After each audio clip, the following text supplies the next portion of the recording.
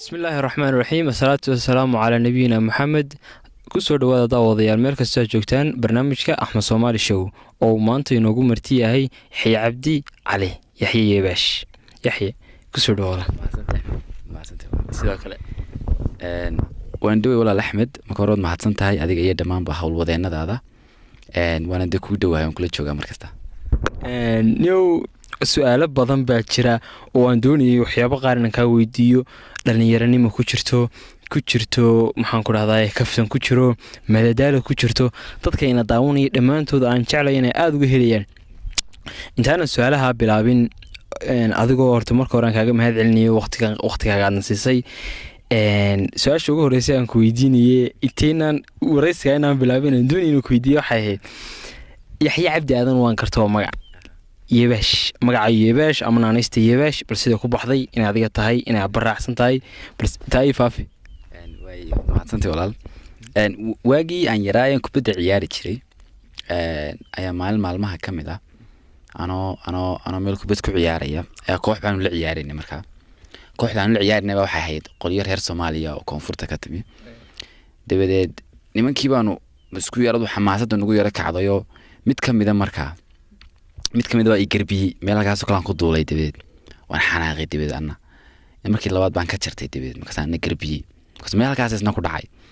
dabadeed markii aan u garbiyay markaygi ayuu yiri waraa adu waa yeebaasheynaysaa way yiri marka kelmadda macna Allah aliye meel ay ka timiyo waxay leedahay ma garanayo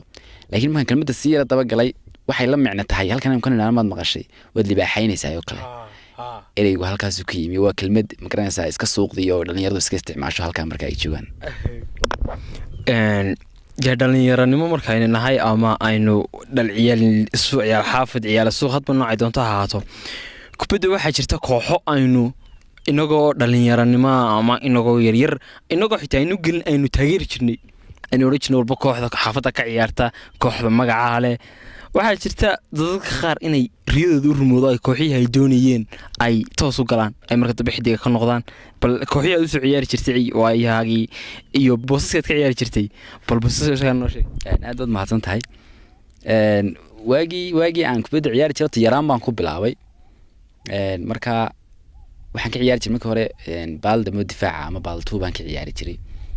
markii dambe waxaan ka ciyaari jiray baal 7 ah waxaan u ciyaari jiray waagii koox heegal la oran jiray oo ku soo barbaaray kooxdaas aanan kaga tagay kubadda iyadoo marka ciyaari walaal in la hadda ciyaaro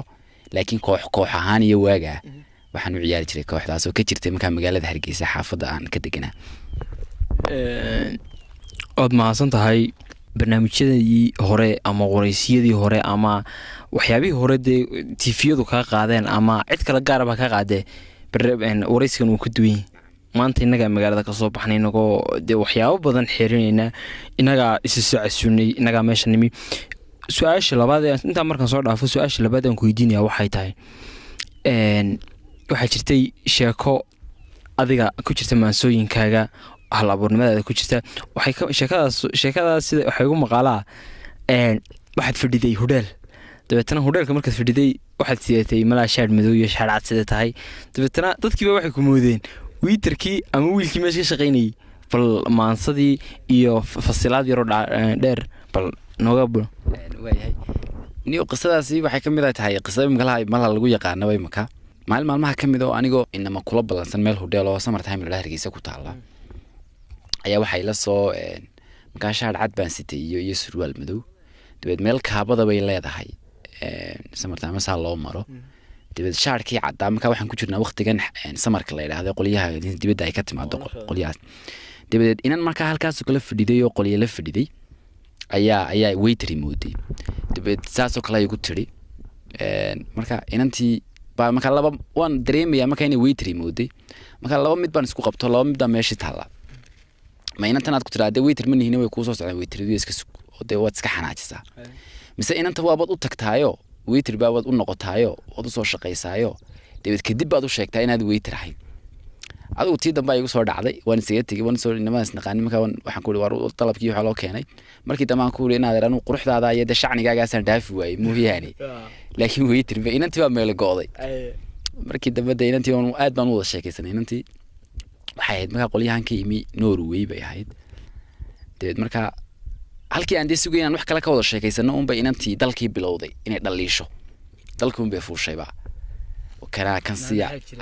kanaa kan siya kan waxana yaala maxay wadooyinka maxay marka dee anna halkan ay New York iyo wax kasta ah moogtahay halkan aan ku korayo dee meel kale ma aragba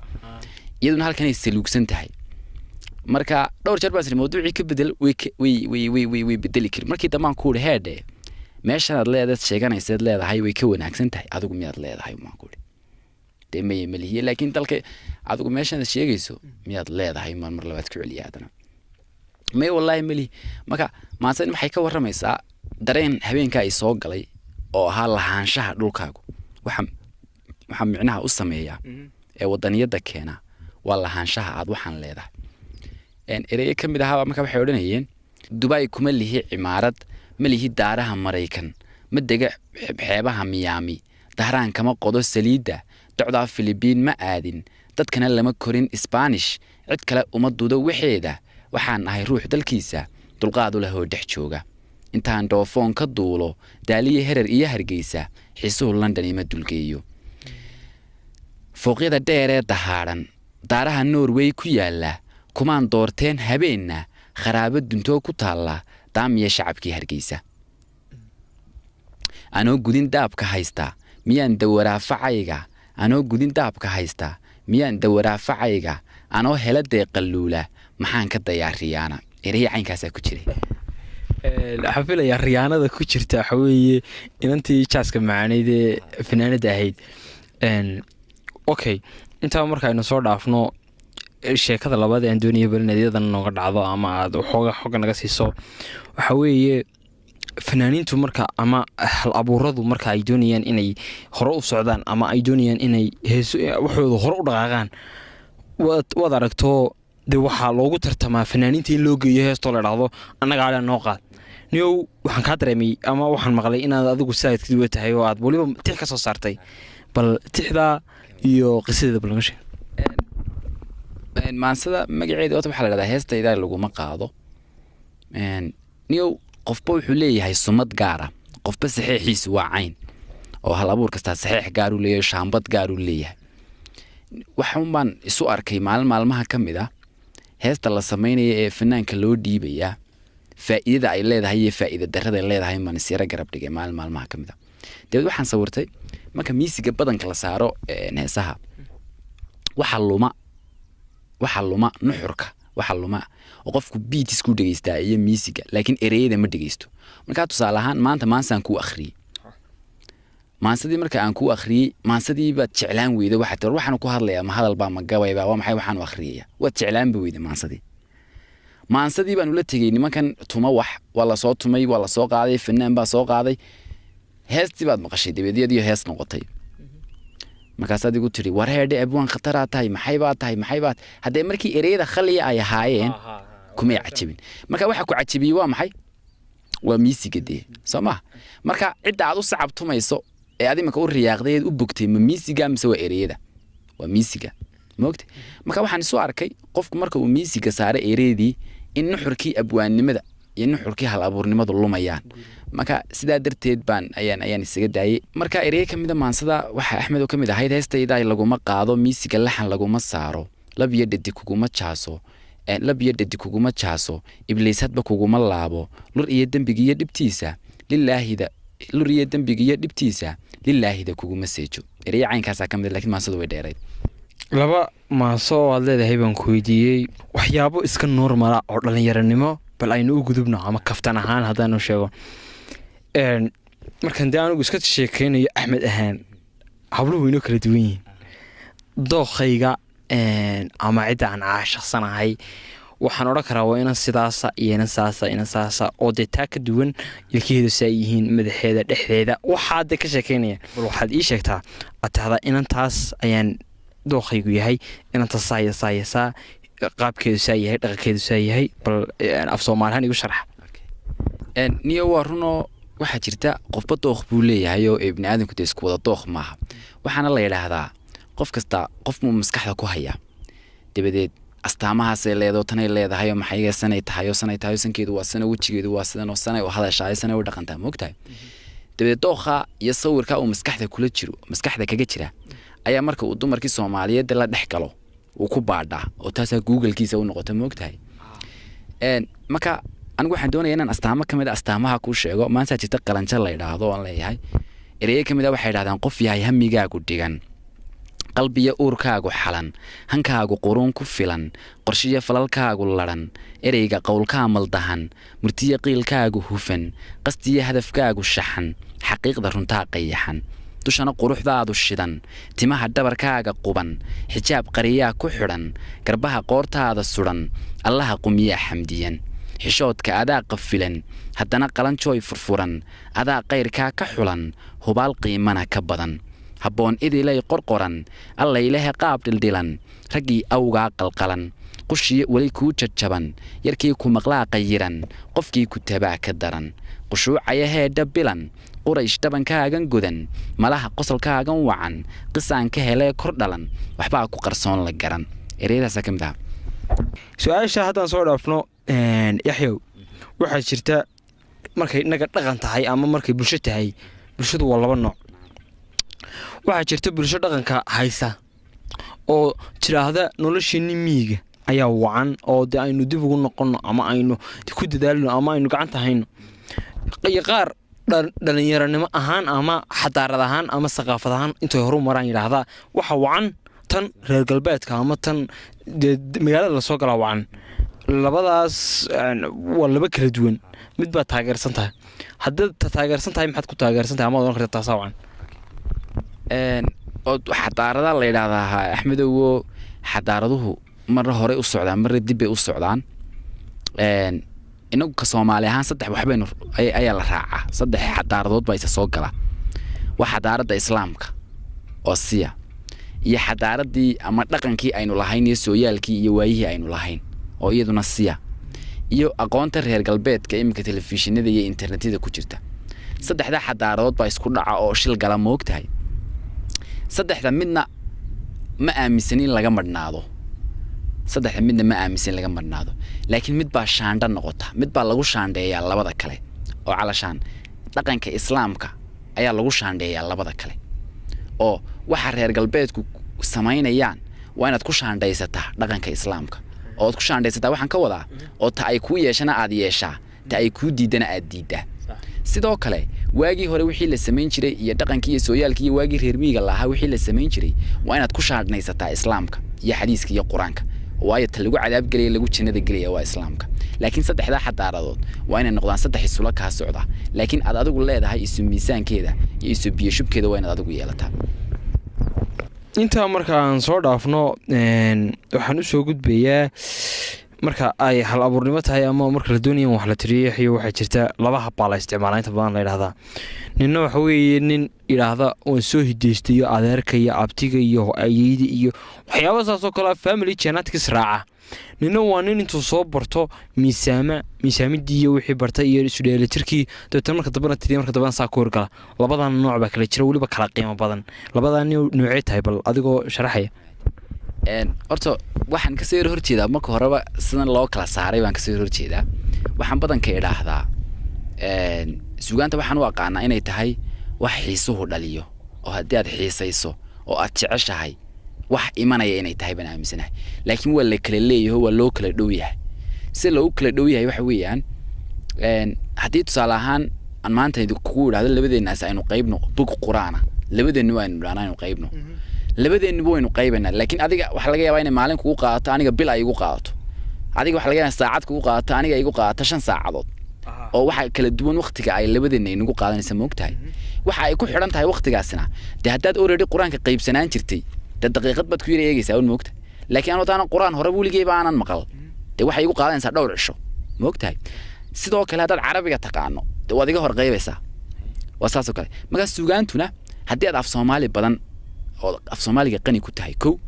ka soo jeedo ama aad ku kortay bi'ad suugaanta laga yaqaano la isticmaalo aad looga hadlo oo tusaale ahaan reerihiinu ay suugaan yahanayeen oo aad ku kortay bi'ad caynkaasa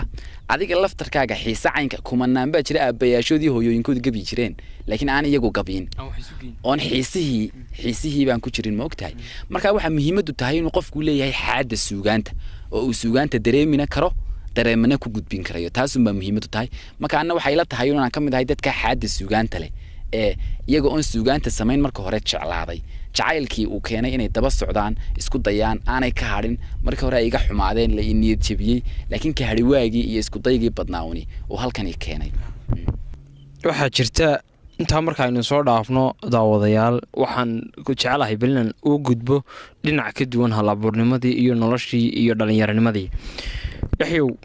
siyaasad bal dhinaca siyaasadda aynu eegno waxaa jira dee xisbiyo dalka ka jira waxaa jira guddoomiyeyaal waxaa jira dadku kala dookh duwan yihiin 3 xisbi qaran baa jira imika sida imika xaalku yahay 3 xisbi qaran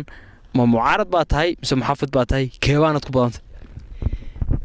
suugaanyahanada ama dadka caadiyanba ku jira waxa socialka la yiraahdo ama arrimaha bulshada ku jira ee badanka noqdo waxa afka qaraar lagu yiraahdo public figure-ka inuu siyaasad taageeraa waa sax laakiin waxaan kamid ahay dadka jecel inaanu siyaasadda taageerin siyaasaddu ama saddexdan nin ee tartamaya saddexdan iyo saddex kale iyo saddex soo socdaba ha noqdeen mabaadi' bay raacaan mabaadi'da ay raacaan waa maxay waa cadaaladda waa qabyaalad la'aanta waa run sheegnimada waa daacadnimada waa waxay raacaan wax weeyaan dastuurkeenu ka sameeysan yahay shacbigu ka doonayaan waa xorriyadda waa inaan xadgudub la'aanta waa naxariisashada magaranaysa waxay raacaan qodobo waaweyn oo qodobada waaweyn hadii ay sameeyeen waayo waa tan lagu dhaliilo moogtahay suugaanteedu waxa ay ka hadashaa oo ay dastuur u tahay siyaasiga hadii aan markaa midhablaayo raaco ma aan midhablaayo kala raaco dastuurkii aan u noqonayay siyaasiga ayaa bayrayo janjeersamaya marka anigu waxaan u sameeyaa un dastuurka naxariista war isu naxariista war qabyaalada iska daaya war tan sameeya war waxaan ka daaya oo ninka siyaasiga iyo ninka madaxda aniga wuxuu iga mudan yahay maalinta uu dadka ku xadgudbanayna aan ka qabto maalinta uu dadka wax taro inaan amaano oo suugaanteeda ku shaqo taas iga mudan yahay laakiin waxa ila tahay